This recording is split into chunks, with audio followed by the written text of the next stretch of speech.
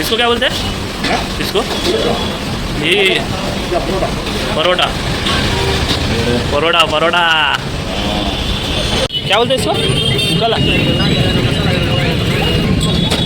बघतोय तमिळनाडूमध्ये वाटतं खूप जास्त फेमस आहे, तर ट्राय करून बघू.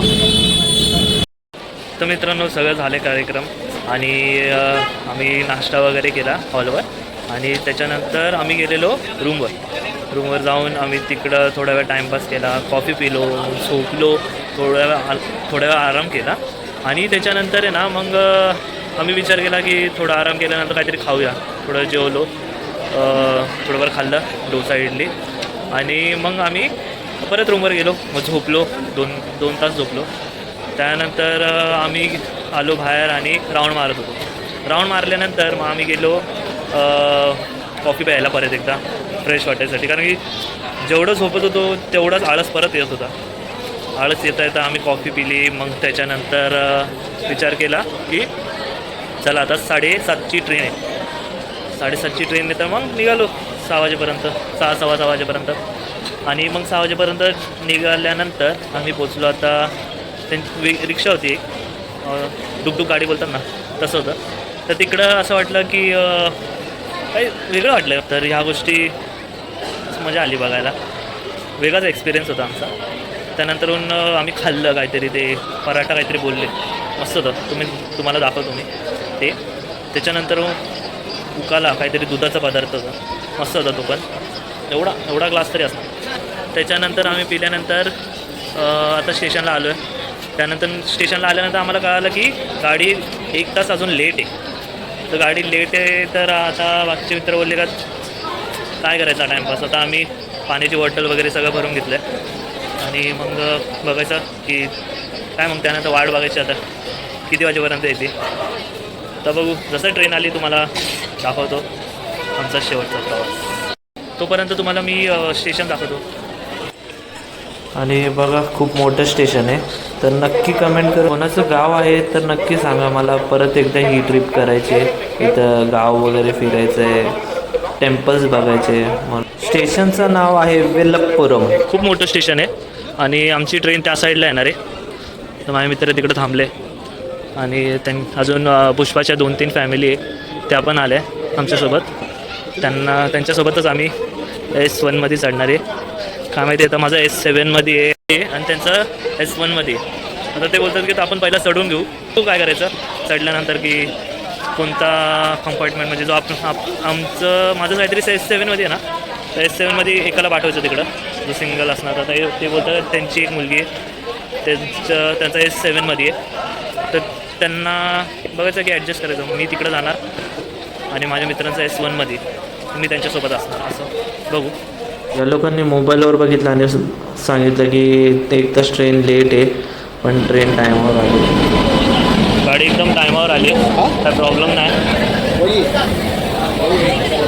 करायकल एक्सप्रेस S7. चलो, गाडी एकदम टायमावर आहे आणि आता चाललो आम्ही आमच्या कंपार्टमेंटमध्ये S7मध्ये.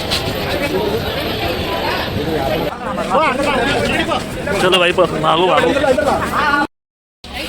तर मित्रांनो आम्ही आत्ताच बसलो आहे, म्हणजे व्यवस्थित. काय त्रास झालेला, म्हणजे माझ्या मित्रांचे सीट पुढे होते तर पाठी गेले, ते प्रॉब्लेम झाले. कारण की ना खूप लोक आलेले, त्याच्यात ते सांगत होते की अरे आमचा रॅक त्या साईडला आहे, तर ते तिकडे गेले व्यवस्थित.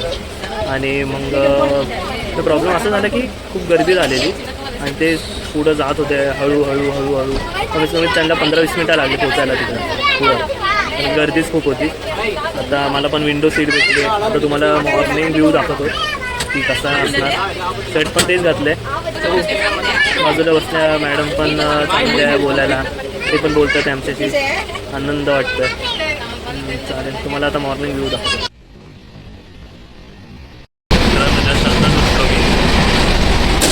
जस्ट उठलो आता, वाजले 7 वाजले. मी नाही उठलो 6 वाजता, मला वाटलं मी 6 वाजेपर्यंत उठते. चेन्नई साईडला, म्हणजे आता तिरुपती त्या साईडला थंडी जास्त. आम्ही तिकडं होतो ना तमिळनाडू, म्हणजे विलप्पुरमला, तिकडं थंडी नव्हती एवढी.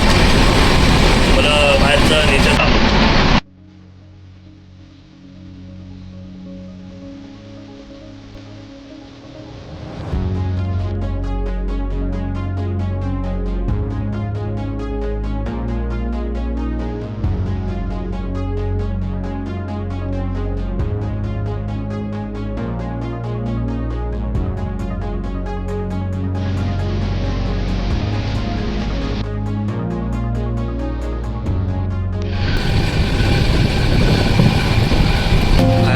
इथे मॉर्निंग वाईब. असं वाटतंय माझ्या मनातून गाणं येत आहे, मौसम आहे मस्ताना गर्लफ्रेंड नसताना. या वाईबची तुम्ही फक्त मजा घ्या, कारण की ही शांतता आणि हे एवढं नेचर डोळ्याला शांत करणारं ते कधीच नाही तुम्हाला मुंबईमध्ये भेटणार. फक्त ना फक्त तमिळनाडू या साईडलाच बघायला भेटणार. खूप सुंदर नजारा आहे.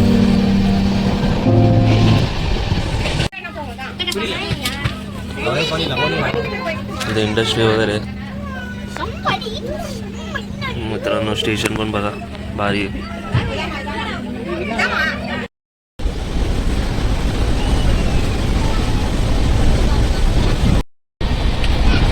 असं झालं आहे की मी असं वाटतं मी सोलर ट्रिपवर आलो की काय, कारण की मित्र S1 कंपार्टमेंटमध्ये आहे आणि मी तर S7मध्ये एकटाच आहे. झोपलो आहे, सकाळचं उठलो आहे आणि आत्ताच मॉर्निंग व्ह्यू बघितला. भारी वाटतं आहे, थंड आहे वातावरण. आणि त्या साईडला ते बसले, तिकडे अजून फोन नाही आला मला की काय चाललं आहे, काय करतो आहे, खातो आहे, पितो आहे, काय करतो आहे, चहा कॉफी. एकटा असं वाटतं एकटा सोलो ट्रिप करतो. आता आत्ताच आमच्या कंपार्टमेंटमध्ये 7, 8, 9 जण होते. त्यातले 5-6 तर पोरच होते, छोटी पोरं.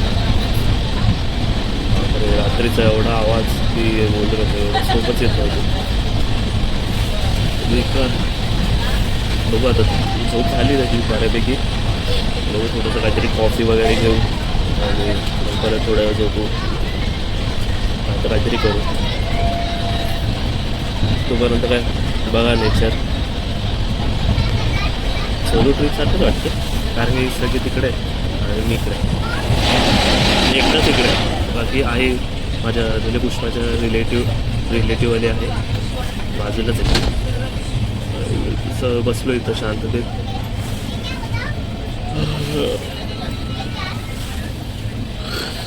अजून काय झोप उतरली नाही माझी नेचरवर. मित्रांनो दगडं बघू शकता, ही दगडं जे ट्रॅकवर टाकलेली असतात ना ती दगडं.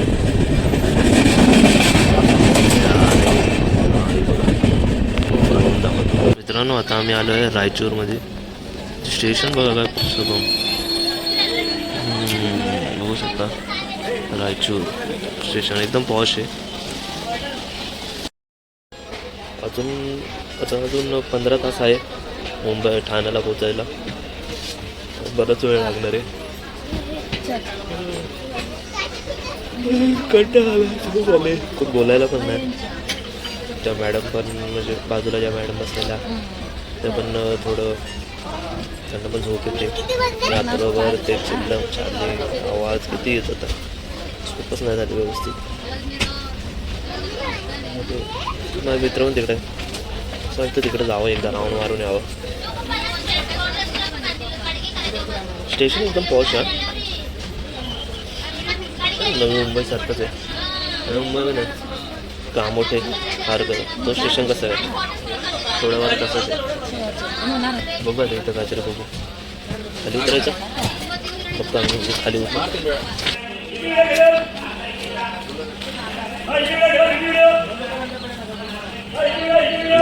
भाई कोणाला खायचं तर मला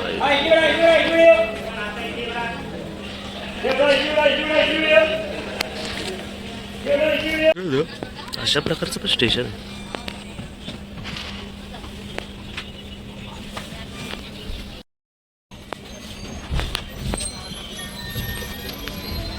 भारी ना स्टेशन. मी तर फक्त स्लोली स्टेशन जात आहे.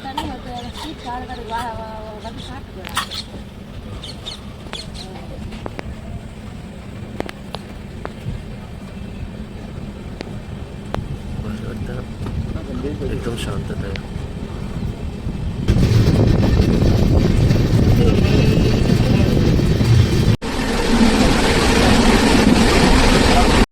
आत्ताच वाडी जंक्शनमध्ये मी उतरलेलो आणि तिथे मी इडली आणि मेंदूवडा इडली मेंदूवडा मित्रांनो कितीला असणार 80 रुपये प्लेट. 80 रुपये प्लेट होतं आणि तिकडं 200 रुपये प्लेट खाल्ल्यानंतर मग मी स्टेशनला उतरलो आणि मला वाटलं माझी ट्रेन जाणार. तर मी ट्रेन जाणार तर मी पटपट खाल्लं फास्ट आणि मग चढल्यावर मला माझ्या कंपार्टमेंटमध्ये एक गोष्ट कळाली की माझ्या कंपार्टमेंटमध्ये चोरी झालेली. ती पण 8 तोळे सोनं, 8 तोळे सोन्याची चोरी झाली. ती पण त्यात बांगड्या, 2 अंगठ्या आणि ह्या 2 गोष्टी चोरी झाल्या. परत त्यांचे क्रेडिट कार्ड, डेबिट कार्ड, परत आधार कार्ड पण होतं वाटतं. पूर्ण बॅग चोरी झाली. फुल प्लॅन होता, फुल प्रूफ प्लॅन होता भाई. आणि तिकडं मला तर असं वाटलं भाई एवढी ही चोरी होती अशी वाटलेली, पण भाई खरंच झाली चोरी.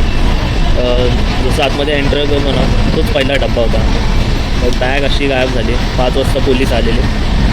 पोलिसने चेक केलं सगळं, त्यांना विचारलं की काय झालं होतं नेमकं. त्या गोष्टी विचारल्या तो आणि त्यांची नोंदणी घेतली आणि मग ते गेले. आता ती बाई एवढी रडते ना, खूप रडते अक्षरशः. ती डोळ्यातून खूप पाणी येते. मला वाटतं ते बॅग जवळ घेतली असती डोक्याखाली तर निवीत झाली नसती चोरी झाली नसती. मग काय म्हणतो मग थोडं बसलो आणि पुष्पाचे काका होते त्यांच्याशी मी थोडा संवाद साधला आणि त्यांच्याशी मग बोलू लागलो त्यांच्या देवाबद्दल, कार्तिकेबद्दल. त्यांनी खूप काही गोष्टी सांगितल्या की महाराष्ट्रामध्ये तरी एवढं नाही मानत, एवढं तरी नाही, पण त्यांच्या ह्याच्यात खूप मानतात. त्यांच्यामध्ये आज जो दिवस आहे त्या दिवशी प्रोग्राम होतो. त्या प्रोग्राममध्ये ती अशी एक सळी असते. त्या सळीला इकडून टाकतात आणि इकडून बाहेर काढतात इथून म्हणजे असं. आणि तेव्हा रक्त नाही निघत, एक एवढंसं पण रक्त नाही निघत, एवढं देवाचं आहे त्यांचं कार्तिकीबद्दल. खूप मानतात आणि खूप काय गोष्टी होतात वाटतं. माझ्यासोबत ज्या मॅडम आहे ना त्यांनी मला सांगितलं की पाठीमागं हुक लावतात आणि त्या हुकला जी रथ असतं ना ते चालवायचं असतं. 2 हुक असतात. 2 हुक असं पाठीवर ठेवतात ते हुक आणि ते रथ चालावं लागतं. ती एवढी शक्ती येते अंगात. तर मॅडम म्हणजे त्यांच्या बहिणींनी केलं, त्यांची बहीण केलं वाटतं. तर त्यांनी सांगितलं की असं होतं आणि अंगावर टोचतात काहीतरी. मग ते अंगावर टोचतात तर त्याचं पण थोडंफार रक्त नाही येत. आणि हा कार्यक्रम होतो आज कार्तिकीचं. मग मी आलो, मग मस्तपैकी कॉफी पिलं. मला कॉफी प्यायचं मन झालं, कॉफी पिलं. आता बघू पुढचा प्रवास कसा होतो. चालला थोड्या वेळ झोपेन आणि नंतर मग बघू. मित्रांना कॉल करायला लागेल कारण की S7मध्ये बसले. पुष्पा थँक्यू तू ही विंडो सीट दिली मला. विंडो सीट आणि मोबाईल बास मी माझ्यामध्येच खुश आहे. असं कम्युनिकेशन पाहिजे नव्हतं पण हां आता पुष्पाचे काका ते माझ्या बाजूला आणि ते अजून एक मॅडम आहे त्यांच्यासोबत कम्युनिकेशन चालू आहे. असं हे नाही होते. कुठेतरी असं वाटतं की सोलो ट्रिप करतो आहे. मित्रांनी तिकडं जावं लागेल एकदा तरी. तिकडं बसले S7मध्ये तर थोडं वेळ तिकडं जाईल आणि मग बघू काय करायचं. मग मोबाईलमध्येच टाईमपास. आता वाजले 11.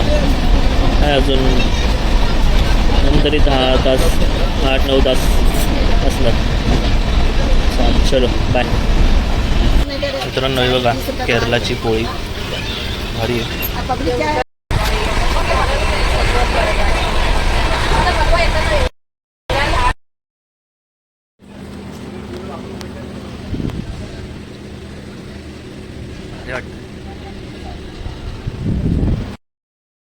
तर मित्रांनो आत्ताच किती वाजले, आता काहीतरी 3 वाजले. मी खाल्लं नव्हतं, काहीच खाल्लं नव्हतं. जे रात्री जेवलेलो म्हणजे रात्री जे खाल्लेलं विलपुरममध्ये 6:30 वाजता ते तेवढंच खाल्लं.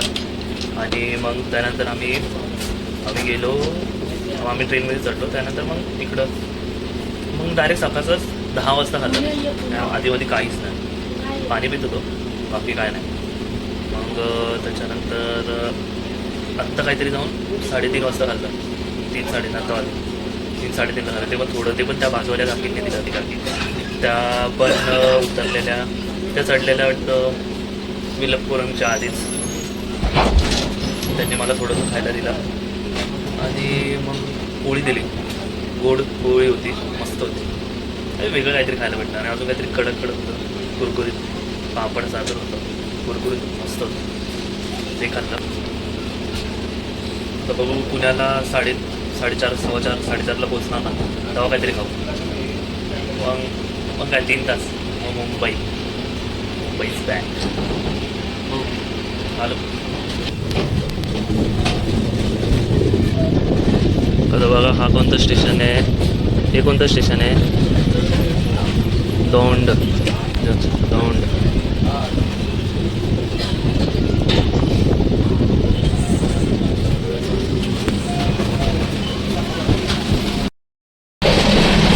झालं पुण्यामध्ये उतरलो.